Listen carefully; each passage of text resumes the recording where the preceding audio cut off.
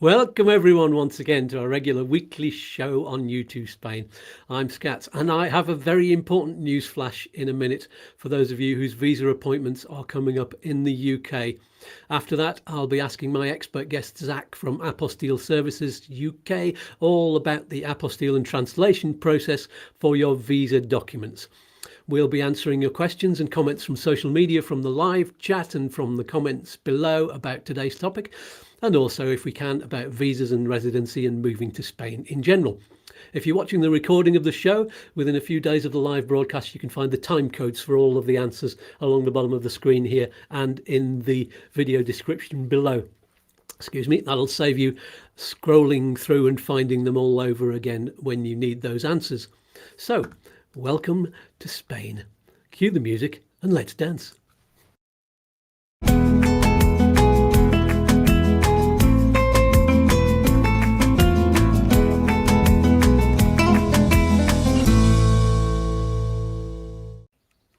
I didn't see you dancing. I was in the background. Anyway, newsflash. According to several news sources yesterday, at all three of the UK's Spanish embassies or consulates, the staff are going on an indefinite strike from this Monday, the 14th of March, 2022. I'll just read you or paraphrase to you what they've been saying from this news source. Indefinite strike from Monday 14th, which will affect the issuing of visas, passports and other services. They're striking for an improvement in their work and pay conditions. It's possible, say the Spain's foreign ministry, they said this on Thursday in a short statement, it's possible that the provision of services by the consulates will be affected, especially in London. There's going to be a strike, let's see, a demonstration outside the London embassy.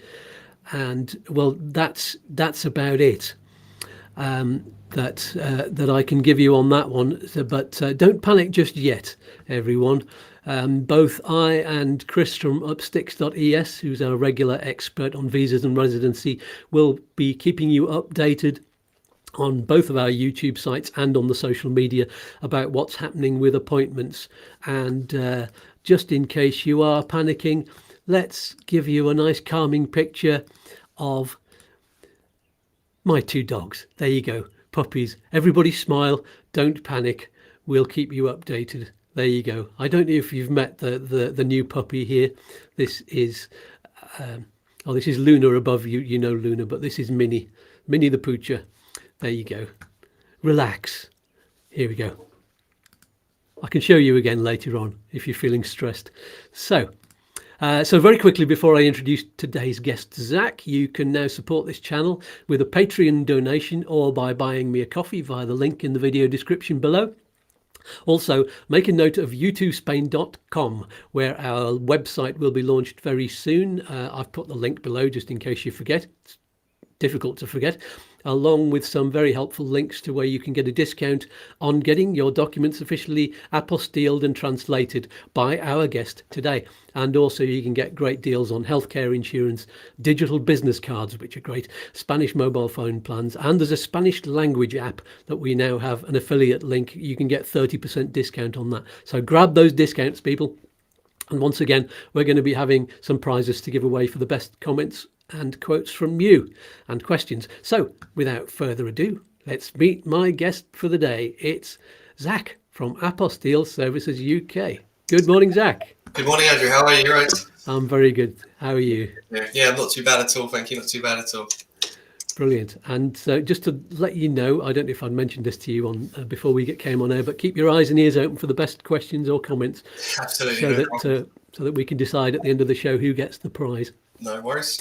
So well, tell everybody where you are based, first of all. So our main office is in Braintree in Essex. Not too bad at all around there, really. We also have another office in Coggeshall in Essex as well as a big office in Westminster, London. Obviously, all of these offices, if you obviously want to use our services, by all means, you can obviously just let us know. Come along, drop the documentation off, obviously the ACRO, medical and marriage certificates that you might need apostilled and, of course, translated. And yeah, you simply just give us a call, drop us a message. We use WhatsApp as well. Obviously, we get a lot of people trying to message us on WhatsApp, and yeah, very easy to use. Great service. Brilliant. Thank you for that. What's the weather like over there?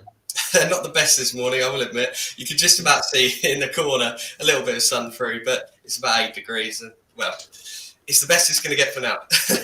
Normally, I make my guests from the UK slightly jealous by showing them what it's like. Normally, it's like this behind me, but last night it was like that. Normally, that's a view of the wonderful town of Computer, but somebody stole it last night and replaced it with a big white curtain. So there you go. It's not all sunshine, although this morning, not a cloud in the sky. It's very light. Anyway, people always like to get a picture of what it's like here. So there you go. That's for the guests. And so let's see. Your company then is Apostille Services, but you don't just do apostilles, do you? No, absolutely not. So obviously our main service is the apostle stamp. Obviously deal with the sworn translations, normal translations, embassy legalization, company's house work. So obviously, all of it sort of ties in together, which helps obviously the client at the end of the day. Yeah, that's good. So you deal with it all in house. Yeah, absolutely. Obviously, the translations we do outsource. Unfortunately, at the moment, we don't have one for obviously specific for a Spanish translator. Obviously, the rest we deal with in house. So. Yeah. Just to clear up a regular question that people have, obviously, if they're using your services, they don't need to know this, but what order does it happen in? Do you get the apostille first or the translation? Yeah, absolutely. So I also get this question a lot of the time. So yeah, the apostle always comes first and the sworn translation after. Absolutely. Mm-hmm. And you don't just deal with the UK, you deal with people from other countries? Yeah, absolutely. So if they have, say, for example, a US birth certificate, what we'd do is we'd get that notarized by a UK notary public first. They'd create a notarized copy of it, and then we can get a UK apostle stamp on that. Brilliant. And of course, you use official translators. Yeah. Why is that? Obviously, that has to be done for the sworn translation, obviously to be accepted at the visa appointment. It can't be any translator, so it's always best to check. But if you are using our service, we'd give you absolute 100% guarantee that your documentation will be accepted every single time. Yeah, absolutely. And that's actually, we'll see in a moment when I show some of the certificates and apostilles that you've got a stamp from Rafaela Ruiz, who's been on our show before. Yes. And we know she's an official one there. Absolutely. So briefly tell everybody what apostille means. It's a word that you see, and a lot of people spell it apostle, just like in the Bible, but apostille, what does it mean? Yes. So it's a stamp that's applied by the government, the Foreign and Commonwealth Office in the UK. Obviously, each country does have their own. So for the UK, it's done with the Foreign Office. You apply to them. Obviously, anyone can do it. Obviously, we offer it as a service to the client to be able to take care of that for you. It goes on the back of a document, which will show, obviously, the information on there. Obviously, you'll be able to bring that up later. But it'll have, say, for example, with the ACRO, when it's placed on the back, it will show the signing officer that would have signed your ACRO certificate. It'll have the date on there, obviously, and when it was issued as well. So, obviously, for example... There it is. There you are. So that's the ACRO certificate. And obviously, if you were able to scroll down, you'd be able to see. So there you are. There's the apostle stamp. So obviously, you have there who it's been signed by. So that would be obviously the person there. And you can also see on there, obviously, the date and where it's been done at. Each apostle, as you can see on number 8, has a unique reference number. That unique reference number could be put into the government website, which can verify that apostle is a legitimate apostle stamp. There's no fraud, anything like that, which always has to be done. Every single apostle will have their own unique code. You obviously have the signing officers there in number 10, and of course the stamp as well. Yep, the stamp, and there's Rafaela's stamp. She puts on the wall. Translation. And what's this one? So this is the first page, obviously, of the ACRO that has been sworn translated. And obviously you can see again there, Rafaela's stamp. And we also always normally advise clients to get the apostle stamp translated as well. I have had previously, when we first started, a couple of embassies were querying it. So what we always do now is we always offer it to the client. Obviously, if they don't want us to get the translated, we won't do that. Obviously, it's totally up to them. But yeah, we always normally advise them to do it to save any issues. Mm-hmm. And I must say, Rafaela, you have the best signature I've ever seen. Looks like a whirlwind. Absolutely. Brilliant. Let's just remove that now. Okay, brilliant. So just briefly outline what documents do you need for a non-lucrative visa, let's say. What do you need apostilling and translating? No problem. So, I mean, if you're applying for yourself, obviously it'd just be the ACRO, the medical certificate. You'd provide them to us. We'd get them submit, obviously, for the UK Apostle stamp, and thereafter, obviously, the sworn translations. Obviously, if you're applying, say, for example, as a partner, you'd obviously, if you were married, you'd obviously include the marriage certificate. Obviously, for example, as I think we spoke to you previously about it, some people are married, for example, overseas, not in the UK, which is fine. What we'd do is, like I mentioned before, we'd get the notarized copy done of that certificate, and then we'd get that UK Apostle stamp, and also then sworn translated after. Mm-hmm. I would show you my marriage certificate apostille, but I've not redacted it yet. So obviously don't want all of the details going up on that. One of our regular guests, Barry from Unitech, has said that was redacted like an MP's expenses claim form. Thanks, Barry. Good morning to you. And he also says, they have sun in Warrington. There's a first. They are. I used to live in Culcheth, which is just down the road. Well, actually, Glaisbury, right on the border of Cheshire. It's a Warrington address, but a Greater Manchester phone number. So that was very confusing for my school when we were there. There you go. Ghazi, good morning to you, and good morning to Steve Knowles as well. There you go. They've come up on the chat. Anybody else on the chat, do give us a little wave and say good morning.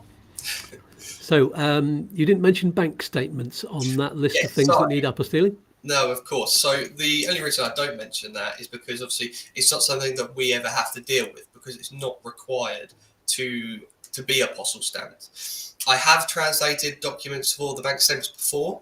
Obviously, it's not normally needed, so we never tell people to do that. Obviously, as I'm sure you imagine, there are a lot of pages for these bank statements, and obviously that'd be racking up quite a bill that's obviously not required. So we only ever normally tell people, exactly what they need in terms of the ACRO, the medical, and then obviously if they need the marriage certificate as well. Some people do occasionally get told that they need the bank statements. They do, unfortunately, yes, they do. Yeah.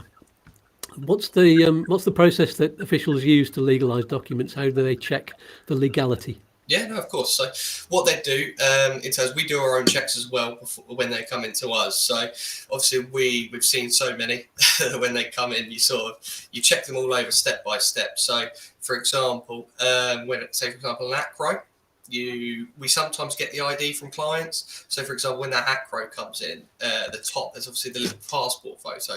So first and foremost, we match that up, that it's the same person, to what we can.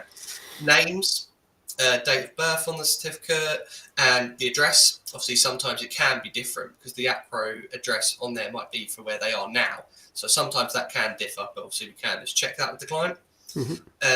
The ACRO officer's signature. So if an ACRO officer hasn't signed their ACRO, the ACRO certificate would have to be certified by a solicitor or notarized before it can be apostle stamped. The ACRO office normally always sign every single certificate, so there's never normally an issue with that at all.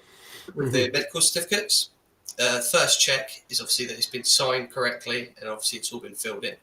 Luckily enough, the embassies provide a template of the medical certificate, so normally there's not a worry with the client filling in their own and getting information missed. So it's then checking that the doctor has input the correct information. And what I mean by that is their GMC reference. Obviously, each doctor will have their own GMC reference. Obviously, if it's missing, that's not too much of an issue. Obviously, what we can do our own check on the website. We can either write it on there or, of course, just put a note on the paper to let the Foreign Office know, as well as the date. That is one thing a lot of people have missed before, the date. Obviously, that has to be on there, because if not, obviously, we might as well give it back to you straight away because it will get rejected. And the next thing, the issue is with medical certificates. A lot of doctors aren't on the legalisation office's register, so that's their database. And when you mention this to a client, they sort of panic and think, "Oh no, have I done something wrong? Has the doctor done something wrong?" There's nothing wrong at all. What it is the legalisation office hold a database of signatures for each thing. So, say for example, a birth certificate. The registrar that signed your birth certificate will most likely be on the legalisation office database. But with the medical certificates, because it's become sort of a new thing with the Spanish visas, a lot of them aren't on this database. So what has to happen is the Foreign Office will contact that GP surgery to verify that that doctor is who they are, and they're able to be a doctor and sign off this person. Mm-hmm. So that's the only the flaw in it that we can't deal with. That's one thing that there has to be done with the legal office. Mm-hmm. Just John Briggs from the social media did actually say, and I'm going to be the grammar police on this one, so I'm going to translate what he's saying, because there's a few mistakes there that otherwise you wouldn't be able to understand. It says, one thing, make sure the doctor you use is well known. I think he means as they authenticate the doctor. If he's a locum, there can be a big delay. It cost me 7 weeks trying to sort it out, and the government office that does it is so unhelpful. Be warned, people. Yes, that is spot on there. So the only issue is with the medicals, and obviously because of the doctor's signature, it's one of those unfortunate things that you don't know until you try. So when we send out our batches upon batches of paperwork, we always send medical certificates separate, because we know, say for example, 9 times out of 10, it's going to be flagged up to say, we need to verify this doctor's signature, which as John picked up there, it can cause delays. But luckily enough with us, because obviously we're a registered company that use the Foreign Office, we can get it done obviously a lot quicker than unfortunately 7 weeks. So obviously what we'd do, we'd send an application reference, provide the doctor's details. Obviously I unfortunately have to contact the doctor's surgery myself, which obviously anyone calling up a doctor's surgery, sometimes you can be sat on the phone for quite a while. But it's one of those things that I have to do as my job, which is fine.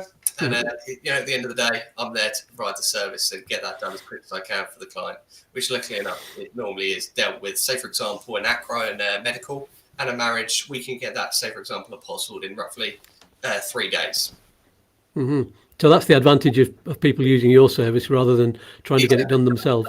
Yes, absolutely. We do offer a fast track service, which you're looking at a 1-day turnaround. So if you are needing it, absolutely as soon as possible, by all means, we can do that for you. Obviously, it's not normally required because sometimes, obviously, people are a lot more organised, so it's quite helpful.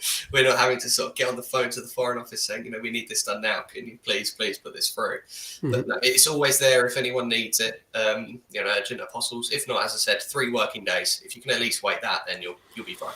Mm-hmm. How far in advance of the visa appointment should people be getting in touch with you to get it done? I mean, as soon as you get your APRO certificate or the medical, contact us straight away. Even if you've not applied yet, if you know you want to get your Spanish visa, obviously at the moment I don't think. Well, I say that obviously we've heard about the strike that is coming. Normally, say a week back, the delays weren't too bad at all. So, say for example, you knew you were going to try and get your appointment, you would get your APRO medical sent to us as soon as possible. As I say, our service will only take, all in all, 5 working days, or 4 to 5 working days for the apostle and the translation. So as soon as that's dealt with, obviously you submit the APRO online to start booking your appointment, and then sort of dealt with quite quickly. Mm-hmm. Excellent. Just going to say good morning to Anthony Mitchell. He says, good morning, Scats and Liz. Hola from Grey, France. Sorry, France. These things happen. Let's just have a few more hellos from online as well. We have to keep our guests happy here, the people that ask the questions a lot. Let's see, we have Chris Aitken. Looking forward to this one as we need documents translated and apostilled for house purchase and residency application. Getting the timing right is the tricky bit. Of course, just in case you didn't know, Chris, you can get a discount. We have a discount code that's listed in below this video, and that is with Apostille Services UK, of course. And so yeah, the getting the timing right is the tricky bit. Yeah. So as long as you've got the paperwork, that's at least step 1 done, rather than having to rush and get it all through, especially with an APRO certificate. Obviously, I know they offer on there a quicker way to receive the certificate, which you can pay for, but obviously not everyone wants to be able to do that. So it can take a little while, but as soon as you've got those documents, I highly recommend just getting them sent to us as soon as you can, because we can get it done then. And then obviously that's 1 step done. That's one part of peace of mind that's sorted. The rest of it's obviously there's the application forms, things like that for the embassy. So as soon as our stage is done, that's a big part of out of the way. Mm-hmm. Absolutely. Let's say hello also to, let's see, we've already had John, and this one is from Tom, always one of our regular guests. Great content as always, gents. Scats, you recommended to me the Apostille and Legalisation Service. That's yours. Well, I've just received the documents back from them, and I can honestly say they've done a fantastic professional job. Thanks for that, mate. There you go. Compliment for you. That's great to hear. Yes, let's get somebody else on here then. And we have just one more. And that one is, let's see. Translators. Here we go. That is this one. Chris Spurgeon says, good to see fellow translators on YouTube. I'm assuming you're our translator. I've already actually replied to him on social media that no, I'm not actually a translator. And neither is my guest, but we're in contact with Rafaela, who of course is. So hello, Chris, anyway. Thanks for the comment. Let's take that down now. And I was going to say, are there any other documents that people might need translating, for example, for other visas, like the self-employment visa, for example? Have you had anybody asking about that yet? Not yet. I'll be honest with you. I personally, obviously, I'm one of the consultants here. I'm the one that mainly deals with the Spanish visa work. So anyone ever inquires, they'll always be put through to me first. Obviously, I've dealt with most of them before, so I understand it a lot more than, say, for example, our other consultants. But by all means, any other consultant in our company would know what to do. But no, not yet. I haven't had, I don't think, one inquiry for a self-employed visa yet. Obviously, I don't think there's 100% clarification on it. It's I believe the new one coming as well. But for now, all we ever advise people is obviously the basic stuff in terms of the ACRO certificate, the medical certificate, and obviously if married, the marriage certificate. Mm-hmm. I imagine, I mean, it's the same to everybody I speak to. I think nobody yet has experience of anybody talking to them about the self-employment visa. Yeah. Just doesn't seem to be, not since Brexit anyway. There have been people from other countries who've applied before and been successful, but there's only sort of a 20 or 25% success rate on those, because you need a really strong business plan, CV. Quite a while. I'd imagine those are the kind of documents that you'd need, your business plan. Yeah, something like that, obviously, unless obviously they're able to do it sort of straight away. But if not, without a doubt, I can imagine that would need translation.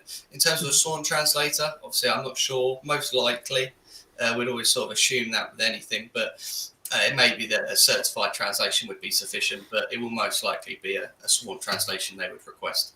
From it was Caroline Terrio, who's Canadian. She was on the program last year, and she was describing how she did it. But it's a few years ago since she's done it, and she has a business, a language school down on the coast near here. She said the business plan needs to be really, really, really, really strong. And she had hers translating. I imagine it was like a 30-page document, she said, which would cost quite a lot. A lot of money, yeah, absolutely. But there you go. So we hope if any of you guests, if any of you watching know of anybody who's passed, who's got through on a self-employment visa, then do let us know. I'd like them on the show to see what's happening, especially somebody from the UK, because it's new, and the embassy staff, it'll be fairly new to them as well, because they won't have dealt with them. Absolutely. So there you go. Do we have any more questions? There's nothing I've got listed. Is there anything else we need to know, Zach? Other than obviously, as we've spoken about before, the basics, just ensuring you've got your ACRO certificate, make sure your GP signed the documentation correctly. Other than that, no, not really. Obviously, just ensuring you know the area that you need to, the embassy you need to go to. Obviously. Yeah. How do people find that out? So obviously, it depends on the area they're living. Obviously, you can obviously check it yourself.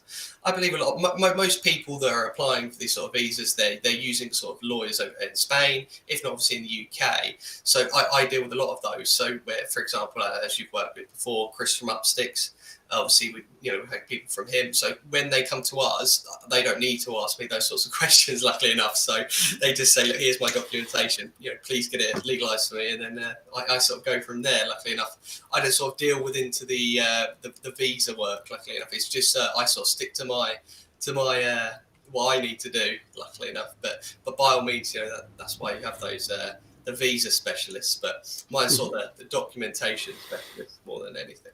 But yeah, if people have questions, even if they don't want to use our services, if they want me to check documents, make sure it's been done right, you can always contact us, and I'll happily even speak to you on the phone if you have questions.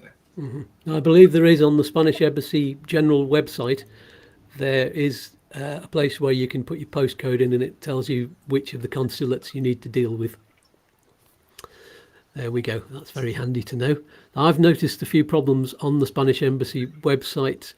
For example, the link which should go to the official translator's PDF is now heading you to a page which says error 404, page cannot be found, and that's one of the links that I keep putting underneath my videos. So if anybody's looking for that list, just we'll update you as soon as we can do on that. Let's see. I have Jane Perks. Hello, Jane. Good morning. She says, do you keep changing the start time of your live streams? I thought you started at 9:30. At some point last year, I think it was October or November, we changed to 10 o'clock in the morning. It was all to do with Chris needing to take his son to golf practice at 11 o'clock here in Spain, which is 10 o'clock over in the UK, and it was making the live streams a bit panicky by the time we got close to his 11 o'clock in the morning. So it's where 9 o'clock in the UK is the fixed time now. Thank you for that, Jane. And of course, we're attempting to produce a video every Wednesday evening coming out at 5 o'clock. That's not the live stream, of course, but we try and make it live for everybody. There we go. And Paul Johnston, he says, I've come to the conclusion that for peace of mind, I would rather have the services of a professional to prepare my documents. Very good, I would. And can I have a ballpark estimate for a single person's application? So this will be for you, obviously. This will be for apostilling and translating. Yeah, absolutely. So obviously, if you've already got the documentation, Paul, by all means, I can help. Obviously, your ACRO, your medical certificate. So you provide those to us. We'd get those apostle stamped and sworn translated. So, for example, if it was for obviously just yourself, I'm assuming, let me just give you a rough pricing here. So it would obviously be 2 apostle stamps because you have your ACRO and also your medical certificate. So confirm the apostles would be £96. And let's see here for your translations. So as I mentioned before in the stream, not sure obviously if you were here, Paul, but what we do is we translate the main page, for example, the ACRO and the medical, and we also submit the translation for the apostle stamp as well. All right. So if that was to be the all-out service for yourself, it would be £276. There you go. And if you need a quote for the whole process of moving, then I suggest you get in touch with upsticks.es and ask Chris for that one. You can do a free phone call that he will put in your calendar and phone you back at an exact time. So there we go. Jane Perk says she's going to update her calendar reminder. If you subscribe, Jane, you can get a reminder through. If you make sure you click on the notification bell, subscribe to the channel, then you can get a notification when it's going to start. And I think you get a reminder an hour or two before as well. There we go. And Barry from Unitech says it's a bargain. Thanks, Barry. Yeah, there we go. Well, I think we've covered all the questions from social media. Does anybody else on the chat have any more questions for Zach or myself before we round up? And while they're thinking about that, because there's a 20-second delay on this, so we will give out the prize. Who's had the best quote today? Barry from Unitech's already had a prize, so we're not going to quite get. Maybe in a few months we can give one to people who've already had that. I don't think Jane Perks. We've not had a prize for you yet. How about that? What do you think, Zach? I'm just scrolling through them now. Let's see. There's Paul as well. Yeah, I was going to say Paul. Should we give both of them? So Paul Johnston and Jane Perks, can you send me a message? Either put it in the comments. No, don't put your address in the comments below. That's not a good idea. No. And get in touch with us via the. Let's put the address up on the screen. Here we go. I have a caption on here. The Facebook group. There you go. It's easy to get in touch with. Facebook.com/groups/YouTooSpain. And that's the YouTooSpain community. It's the Facebook group. So it's a private group. Just put in a request and I will. Then once I've said yes, then you can send a personal message to me and send me your address. There we go. I can hide that now. Let's see if there's any more. And Derek Hansel says, please can we have Zach's contact details? You can find that in the comments below. But it is apostille-services.co.uk. Make sure you put Andrew APO as so you can get the discount. Exactly. Lovely. And finally, Barry from Unitech says, I've been married that long. My wedding photographs are in black and white and my marriage certificate is in Old English. Can you translate that? Yeah, absolutely. Just a simple scan and we can always get that done for you if needed. Yes, unless it's in, Old English. That's really, really Old English. Yeah. I wonder if Raffaella would understand that. That'll definitely put to the test. That will be very, very interesting. There we go. That's all the comments. Brilliant. Thank you so much for coming on the show, Zach. It's been wonderful. That's help some people out, and hopefully, we can get this sorted for anyone that needs it done. Excellent. And so before I tell everybody else what's happening next week, let's say a big thank you and a big wave to Zach. And goodbye myself. Yes, thank you so much. No problem. And goodbye for now. See you later. There we go. So on next week's show, I'll be talking once again to our regular guest, Chris from Upsticks, who will once again be answering all of your questions about visas and residency. And we'll have a special topic to discuss too. What we're going to do is go back to the one big topic that more people ask questions about, and that is money. How much money do you need for the non-lucrative visa? So we'll be covering that whole topic there and giving you all of the figures and giving you examples depending on if you're married and if you have children and everything that surrounds that. So it's about time we did a complete solid update on that. And I will, of course, announce that on social media and to our wonderful subscribers and supporters out there. So join us next week at the regular time of 9 o'clock if you're in the UK or Ireland and 10 o'clock if you're in Spain. And thank you very much to all of our chat people. Thank you to Barry from Unitech, Paul, Jane, Derek, etc. and Ghazi as well. I saw your name earlier on. And Steve Knowles. Thank you. Don't forget to check out, you can get free yoga and meditation classes with YouTube Yoga, the YouTube channel. I'm sure you can find a link to that below. And of course, we've got brand new t-shirt and hoodie designs. You can get these. This is the hoodie. I'm also wearing the t-shirt, but there's no point showing you because it looks exactly like that. But we have other t-shirt designs, not just the one with the logo on, and other goodies on the on the merchandise page.